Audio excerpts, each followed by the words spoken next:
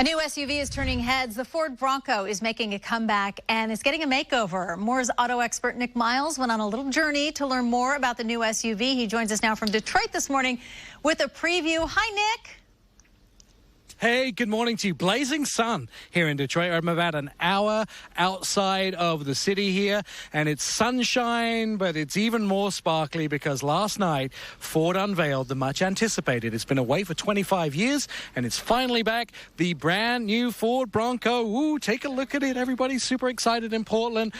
This vehicle originally came to market, Kimberly, in about 1966, and it was away. 3 years they've been teasing it. You can tell by looking at the Ford Bronco that it's the Ford Bronco, even if I cover up those big yellow letters on the front of the vehicle. Interestingly enough, Ford introduced 3 flavors last night, Kimberly, not just one. We got the Ford Bronco 2-door, we got the Ford Bronco 4-door, and the Ford Bronco Sport. Now, check it out. The doors come off, the windows come off, the roof comes off. You can stow them in the back of the vehicle, and a great time to do things like travel up to Mount Hood, do outdoor adventures, do a little water fording. It's cool, too, to be able to get out in the deserts of Eastern Oregon and race this thing as well. Ford say they put 10 million miles on this vehicle, just testing it alone to make sure that it was going to be doing everything that we need it to do.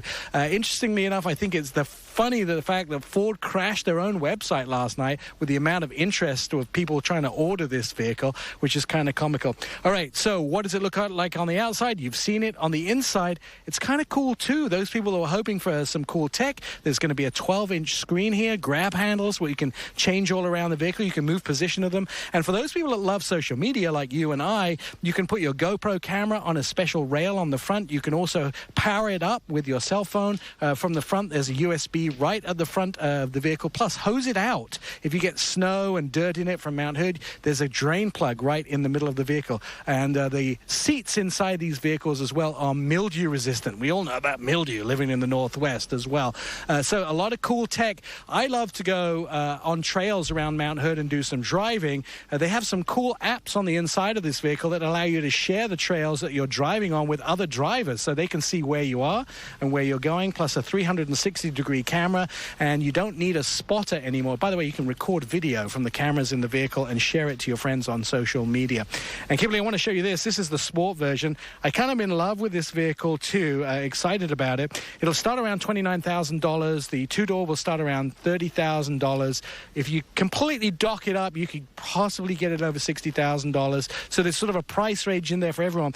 But check this out. I'll show you quickly before we run out of time at the back here. There's a social space at the back of the vehicle here.